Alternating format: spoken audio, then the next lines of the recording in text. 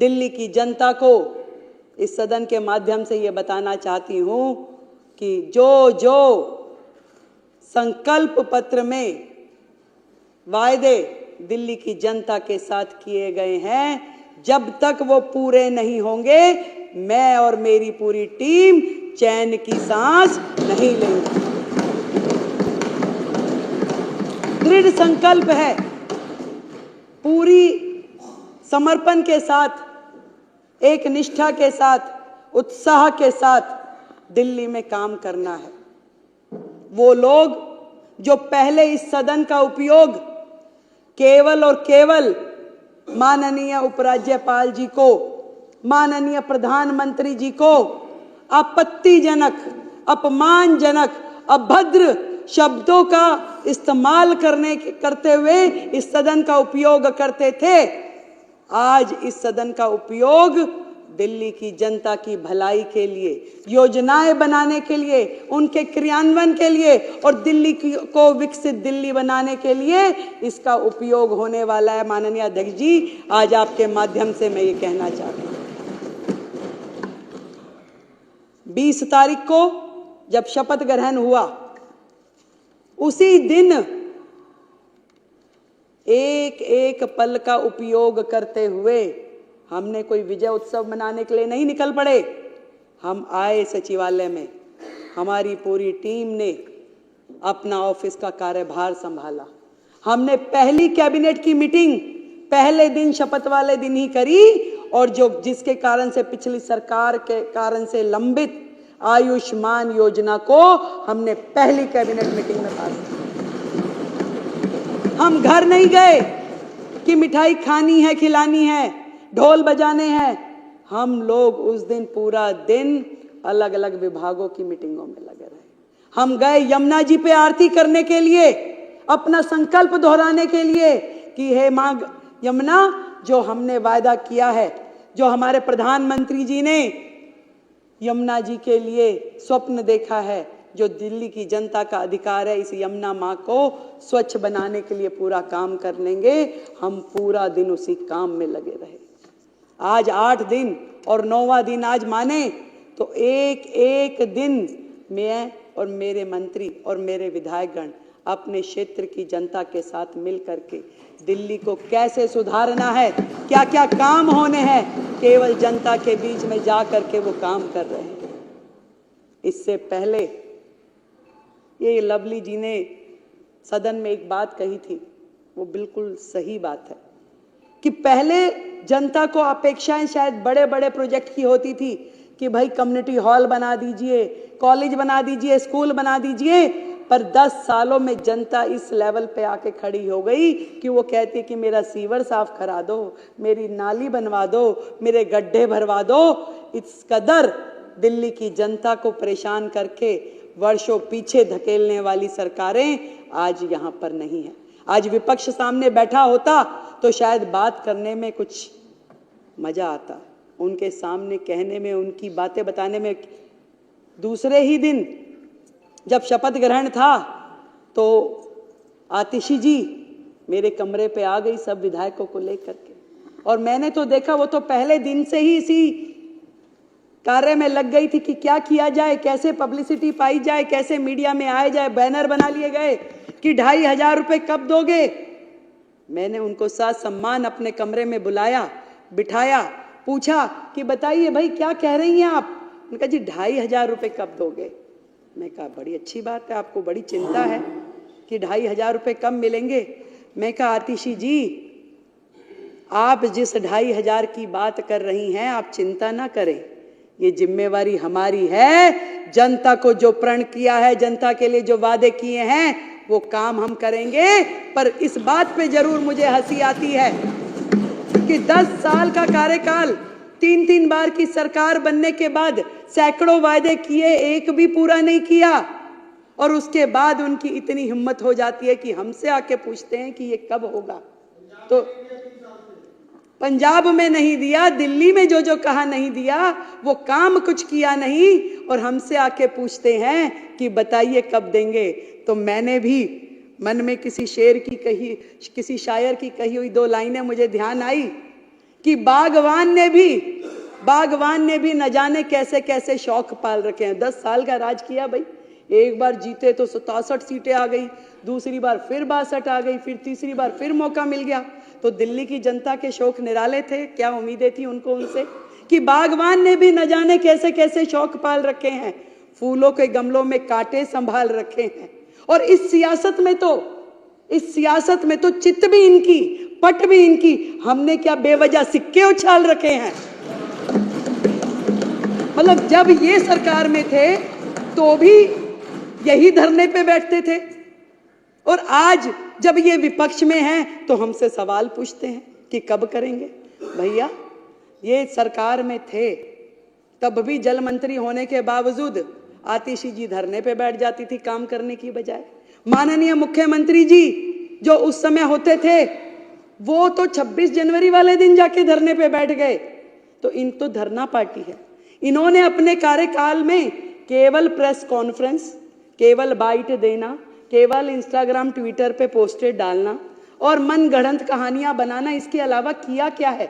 इनके विचार, इनकी सोच जिस कदर स्पीड में चलती है उसको तो कोई फॉलो नहीं कर सकता भाई। वो तो यमुना जी में जहर डाल देंगे, इस जन्म में तो जिता नहीं सकते, हरा नहीं सकते, ऐसी ऐसी बात करने वाले, घमंड से भरे हुए, अहंकार से भरे हुए। घमंड और अहंकार तो रावण का भी नहीं चला, तो ये क्या चीज थे? जनता ने एक बार में दिखा दिया कि जनता जब चाहती है तो सर पे भी बिठाती है, और जनता के दिल में से उतर जाओ तो वो सड़क पे भी ला देती है। तो धरने की पार्टी फिर से धरने पे जा बैठी। मैं तो कहती हूँ ये जनता का काम है, जनता ने जो किया है वो उनको समझना पड़ेगा। चैलेंजेस बहुत हैं, बहुत सारी कठिनाइयां हैं, और मैं तो इतना समझ पाई कि जो आतिशी जी बार बार कह रही थी कि कब देंगे, क्योंकि उन्हें पता है कि वो जो सिस्टम छोड़ के गई हैं, जो खजाने खाली करके गई है, वो भी ये सोचती है देंगे कैसे, जरा पूछे तो सही कब देंगे। परंतु मैं पूरे विपक्ष को ये बताना चाहती हूं कि आज आप जिस भी परिस्थिति में दिल्ली को छोड़ के गए हैं, दिल्ली के लिए जो काम हमें करने हैं, दिल्ली को, नरेंद्र मोदी जी का जो स्वप्न है, जो विजन है दिल्ली के लिए, विकसित दिल्ली का, उसको पूरा करने के लिए हमें जो भी करना पड़ेगा इस दिल्ली के लिए हम करेंगे। दृढ़ता के साथ, संकल्प के साथ, मेहनत के साथ, ईमानदारी के साथ हर एक काम को किया जाएगा। आप लोगों के जैसे नहीं, क्योंकि आपको वादे तो करने आते हैं, निभाने नहीं आते थे। आपको दिल्ली की जनता का दर्द का प्रचार करना तो आता था, परंतु उसके लिए काम करना नहीं आता था। आज हम दिल्ली की जनता का जो दिल का दर्द है उसका एहसास भी हमें है, और उसका उपचार भी हम करेंगे, ये मैं आज आपको बताना चाहती हूँ। जो चीजें, जो काम मैंने देखा अपने पूरे कार्यकाल में, पिछली सरकार ने अपनी बुद्धि का इस्तेमाल केवल जनता को बेवकूफ बनाने के लिए किया।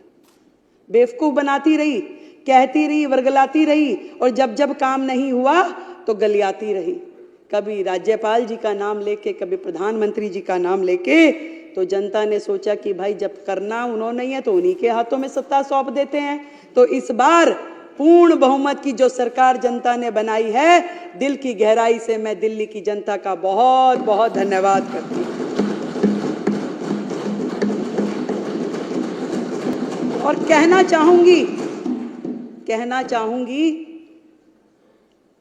जितने काम दिल्ली में करने वाले हैं, देखिए केजरीवाल साहब ने अपना बंगला, अपना शीश महल तो बना लिया, पर ये नहीं सोचा कि लाखों लोग जो झुग्गियों में रहते हैं, जो सड़कों में रहते हैं, जिनके सर पे छत नहीं है, उनके लिए क्या करना है। उनके लिए, उनको छत मिले, उन्हें घर मिले, उसके लिए उन्होंने कोई काम नहीं किया।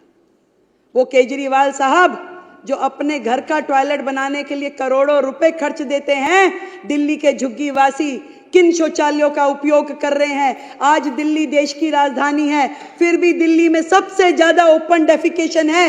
ये शर्मनाक हरकत, ये शर्मनाक काम का जिम्मेदार वो सरकार है जिसका राज पिछले इतने साल रहा।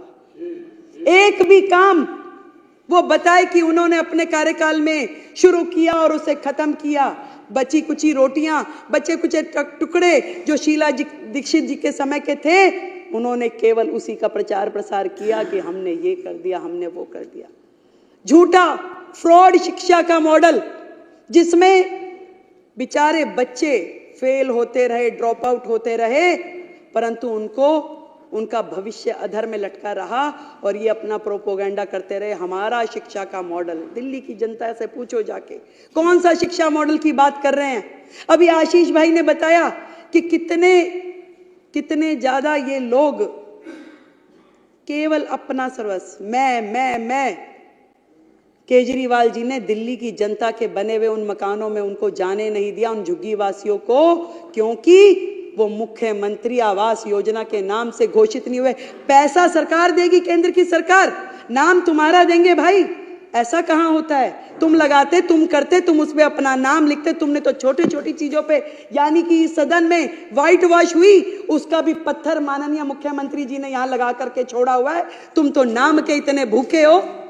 तुमने दिल्ली की जनता को आयुष्मान योजना से महरूम रखा क्योंकि तुम्हारा नाम उसमें नहीं था, उसमें प्रधानमंत्री आयुष्मान योजना था, इसलिए दिल्ली की जनता को तुमने वो मिलने नहीं दिया। पूरे देश की जनता को आयुष्मान का लाभ मिला, पर दिल्ली की जनता उससे महरूम रही, सिर्फ और सिर्फ तुम्हारे अहम के कारण। आज दिल्ली की जनता बाट जो रही है कि कैसे दिल्ली आगे बढ़ेगी, दिल्ली में वो काम होंगे। मैंने बहुत सारे अधिकारियों से मेरी बात हुई, मतलब वो सरकार जो अपने ही अधिकारों को मारती पीटती थी, गाली गलौज करती थी, कैसे काम होते उस सरकार में? अपने ही चीफ सेक्रेटरी को घर में बंद करके पीटना, ये तो माननीय मुख्यमंत्री जी ही कर सकते थे। ऐसे लोग जो इस राज्य से कर वसूल करके दूसरे राज्यों में चुनाव में जाके खर्च करते थे, केवल एजेंडा था कलेक्शन हो जाए और उसके बाद खर्च कहां करना है वो कोई नहीं जानता था। मुझे जब मैंने ये सीएजी का रिपोर्ट प्रस्तुत किया तो रिपोर्टर्स ने पूछा कि 14 की 14 रिपोर्टें एक बार में क्यों नहीं प्रस्तुत करती हैं मुख्यमंत्री जी? मैंने कहा भाई एक कितनी भारी है, एक बार में करूंगी तो हमारे विधायकगण अपने घर रिपोर्ट लेके भी नहीं जा पाएंगे। इतनी भारी भारी रिपोर्टें, एक रिपोर्ट जिसका वजन पता नहीं, हो सकता है ये 3-4 किलो तो लग ही रहा है मुझे।